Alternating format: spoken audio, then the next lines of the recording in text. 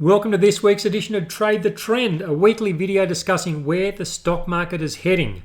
I'm Jason McIntosh. It is Friday the 8th of April 2022. As always, this is general commentary and doesn't take your personal situation into account. Alright, with that said, let's jump to our first chart. Well, after all the excitement of the previous 2 weeks, with this big 12% rally we had, we've actually had quite a few days with the market, with all the price action really slowing down. And we spoke last week about the potential for some sort of a pause in the market and some sort of a pullback, because the case which I put forth last week was all about that the market looked like the market had gone too far too fast. And look, this has been pretty much the case over the last week. We have seen that general pullback in equities. It's been a bit of a slow grind. There hasn't been a great deal of volatility to it, and I think we might be in for the same sort of price action in the week ahead. So let's jump over to the hourly chart and have a little bit of a closer look at this price action that we've had.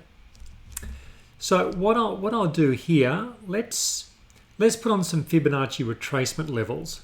So what we're going to do, we're going to look at the retracements for this whole rally, this 12% rally we had over the 2 weeks, and use that to sort of gauge where we are now.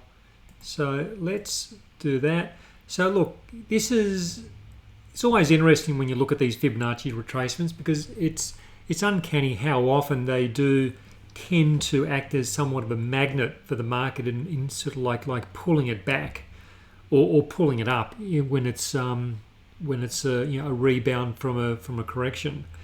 And when we look at this, the market, you could say the market's done the bare minimum. It's come right back to just above the 38.2% retracement. And look, let's just compact this a little bit. So now we've got that high from January in there too. Just put some little bit more perspective around this move. Look, what I think we could see happen over the next maybe over the next few weeks, maybe the next month even.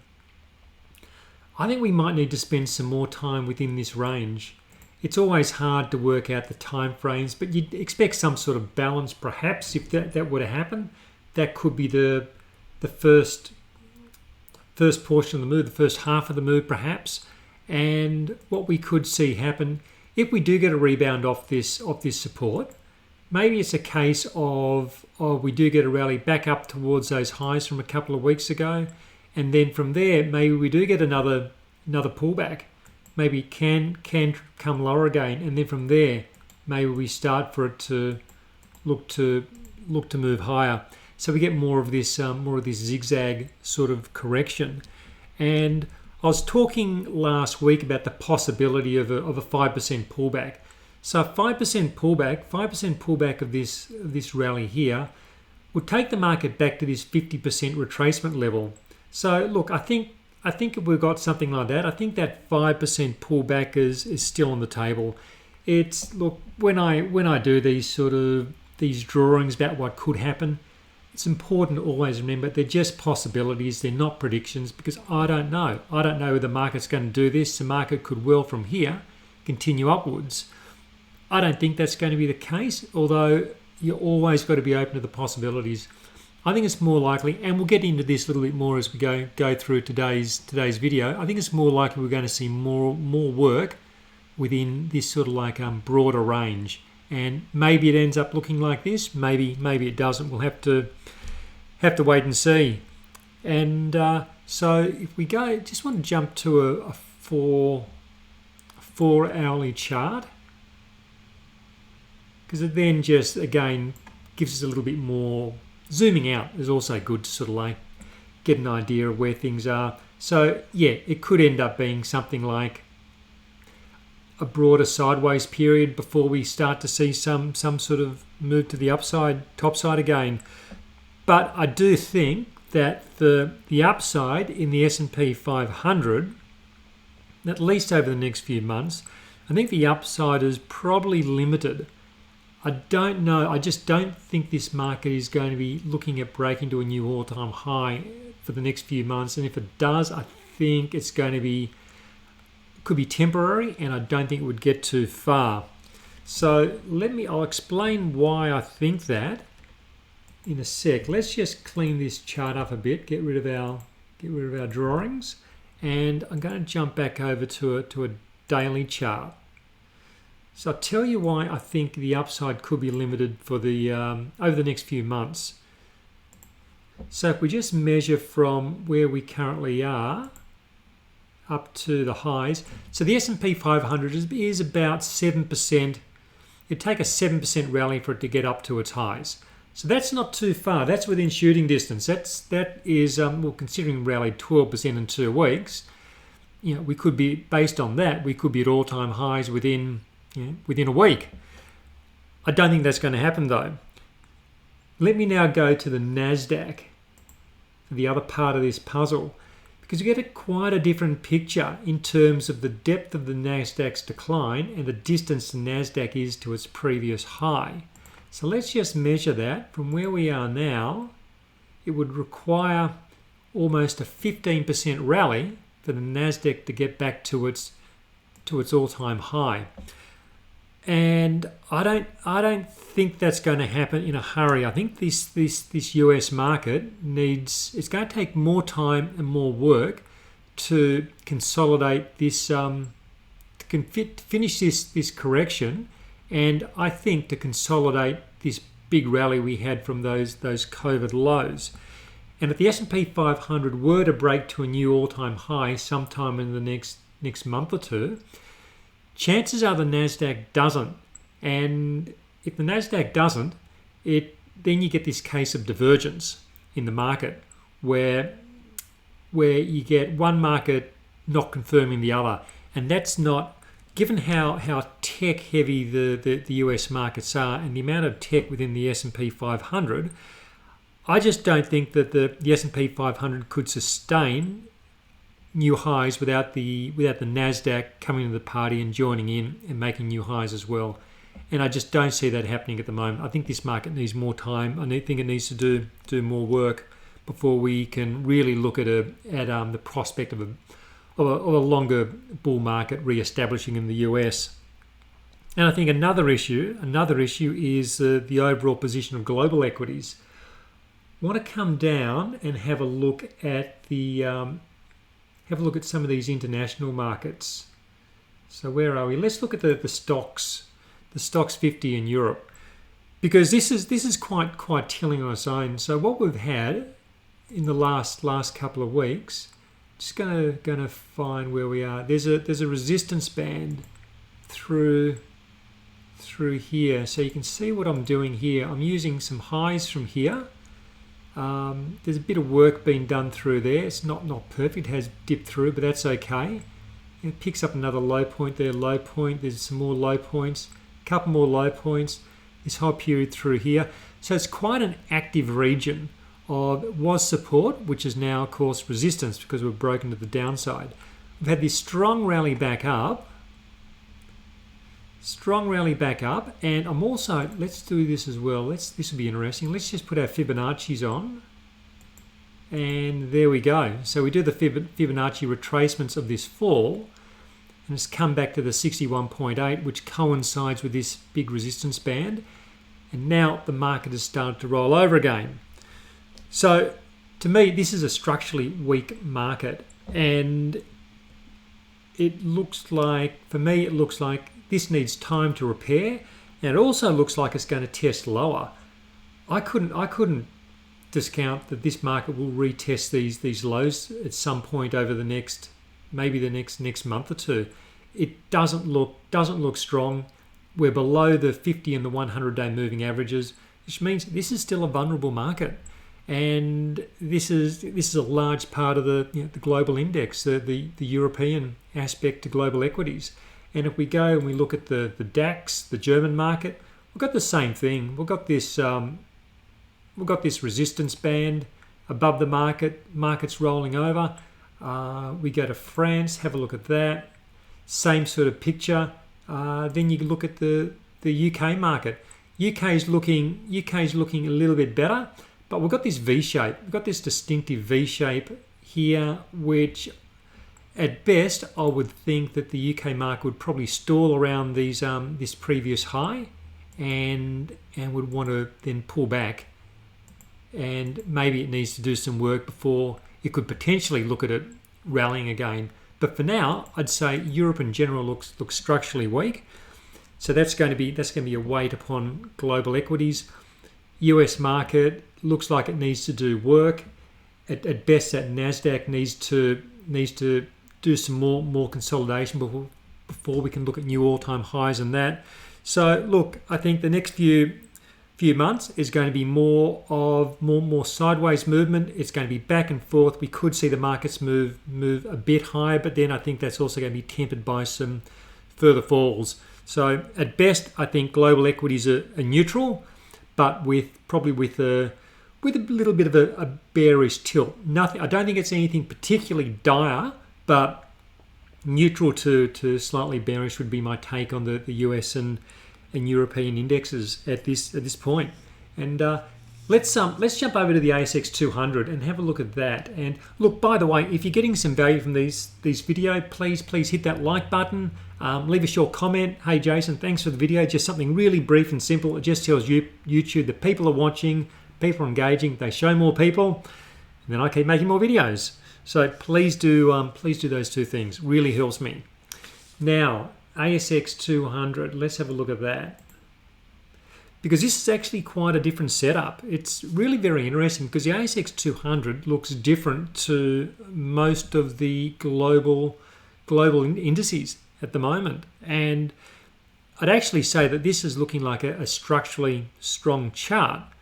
And if we we look through all those global charts from the US, Europe, also through Asia, if I had to pick one indice to buy, it would be the ASX 200 at this point in time, and that's basing on a balance of between the potential reward I could see through buying it, but also through the potential downside risk. In that, I think this is the market with the least downside risk at this point in time.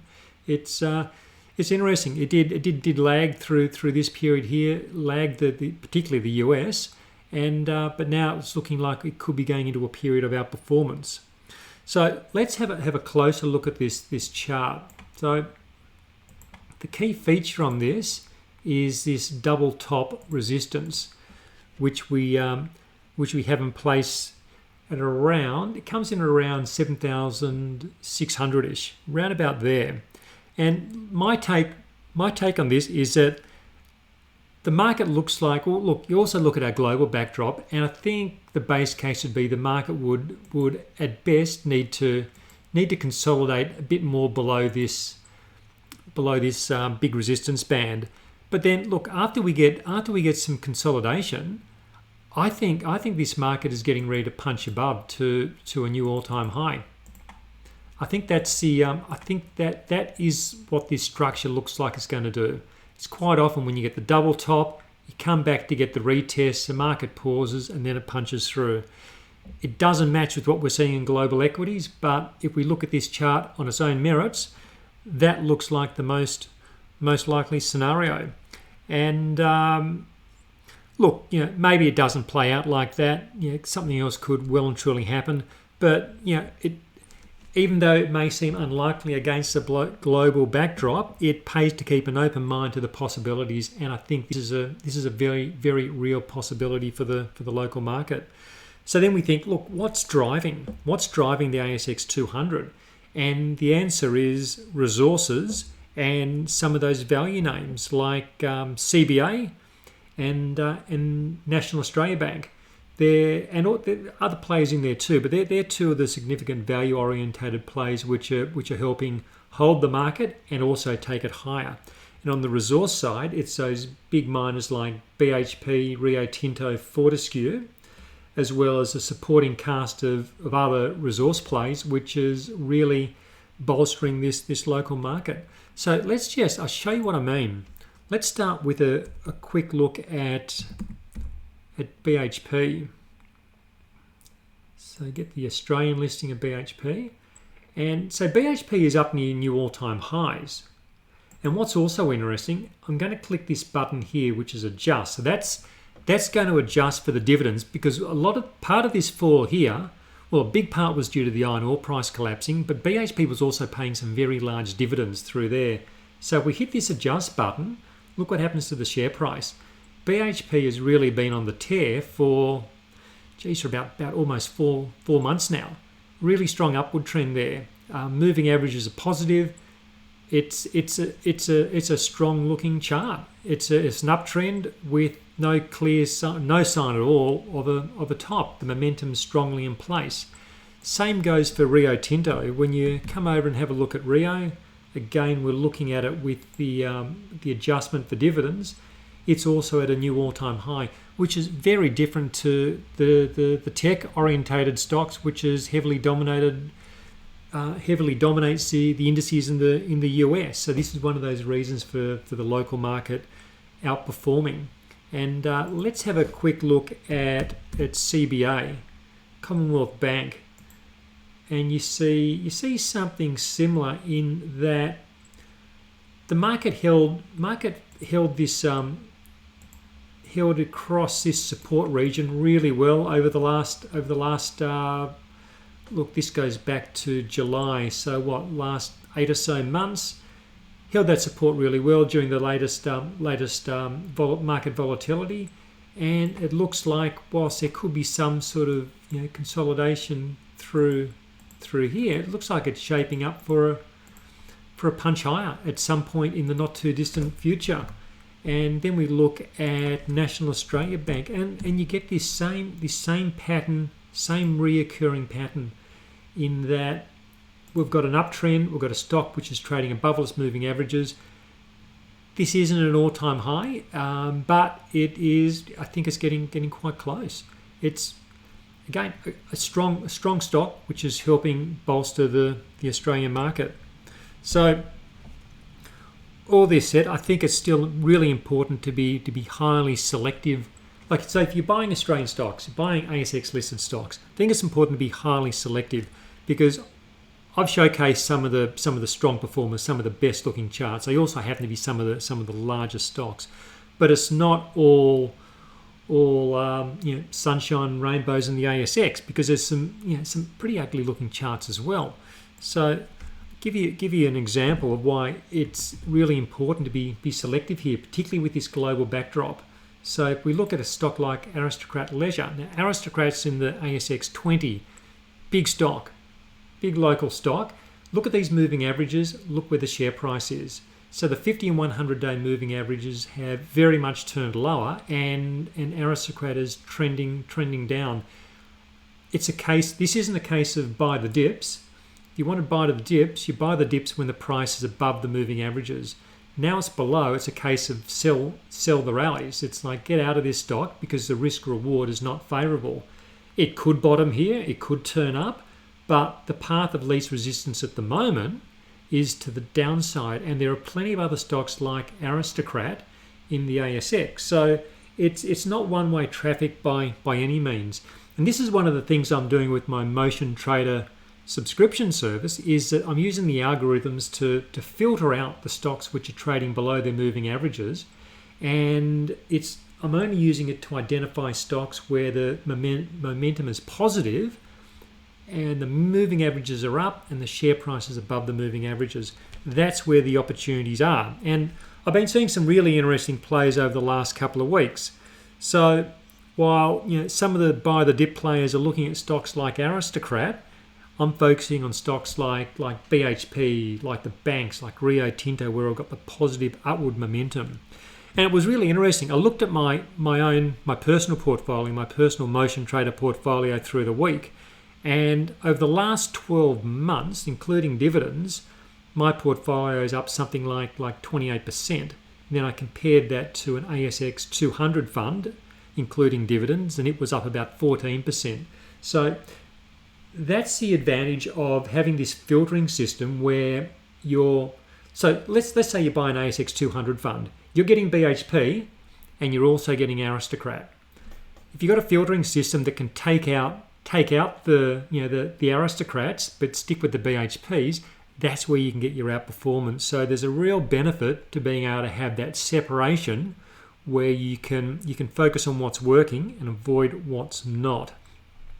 And just speaking of buy the dip, something else interesting popped up on my screens this week. It's the poster stock. I call this one the poster stock for the dangers of buying a falling stock.